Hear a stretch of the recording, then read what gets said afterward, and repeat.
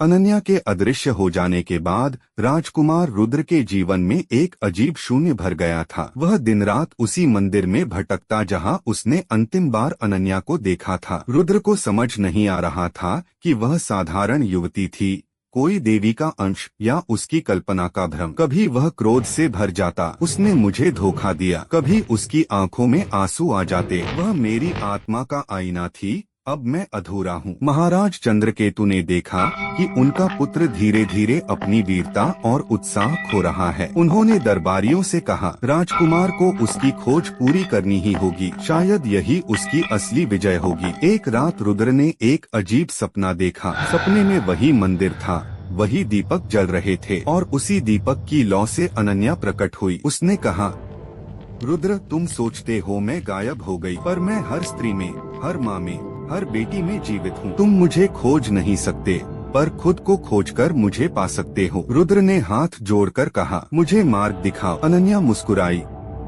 मार्ग कठिन है, इसमें न युद्ध है न शिकार, इसमें केवल तुम्हारा अहंकार जलकर राख होगा। तैयार हो?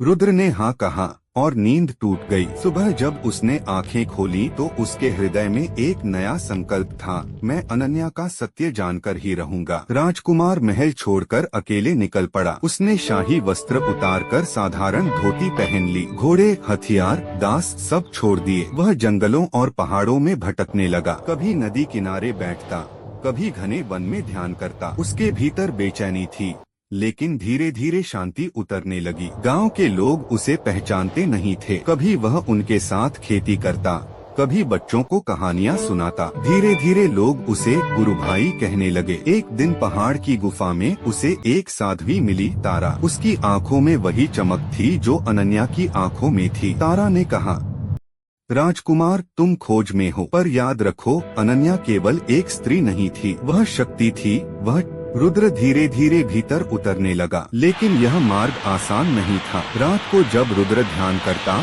तो उसके भीतर पुराने दृश्य उभर आते। युद्ध भूमि, सैनिकों की जय जयकार, उसके शौर्य की प्रशंसा। उसका अहंकार फुसफुसाता, तू राजा है, तू श्रेष्ठ है। वहीं अनन्या की आवाज गूंजती, अहंकार ही तुम्हारी हार का बीज है। यह एक अदृश्य युद्ध था। रुद्र ने महसूस किया, असली शत्रु कोई बाहरी सेनापति नहीं, बल्कि उसका अपना अहंकार है। दिन प्रतिदिन उसने उसे हराने की ठानी। वह मौन साधता, भूखा रहता, पर हार नहीं मानता। एक वर्ष बीत गया। रुद्र अब पहले जैसा राजकुमार नहीं रहा। उसकी आंखों में शांति थी, चेहरे पर तेज। एक दिन नदी किनारे ध्यान करते हुए उसे लगा कि जल लहरों से कोई निकल रहा है। उसने आंखें खोली, सामने अनन्या खड़ी थी। रुद्र आश्चर्यचकित होकर बोला, तुम क्या सचमुच हो? अनन्या मुस्कुराई, मैं वही हूँ जहाँ तुमने अपने अहंकार को त्यागा। मैं वही हूँ जहाँ पुरुष से मानव जन्म लेता है। रुद्र की आंखों में आंसू थे। तो तुम देवी हो? अनन्या ने कहा,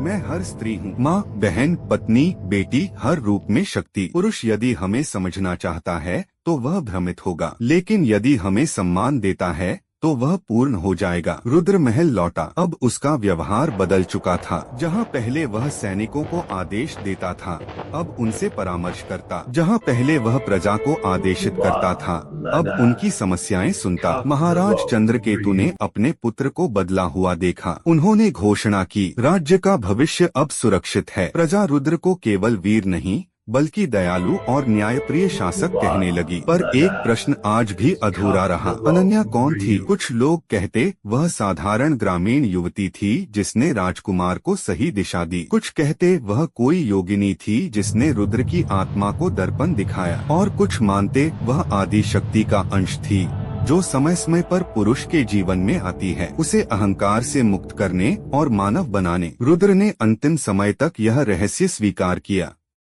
स्त्री को समझना असंभव है, पर उसका सम्मान करना ही उसका असली आदर है। स्त्री केवल देह नहीं है, वह प्रज्ञा है, शक्ति है। पुरुष यदि उसे समझने की कोशिश में जीवन गंवा दे तो भी अधूरा रहेगा, पर यदि उसे सम्मान दे तो उसका जीवन सफल हो जाएगा।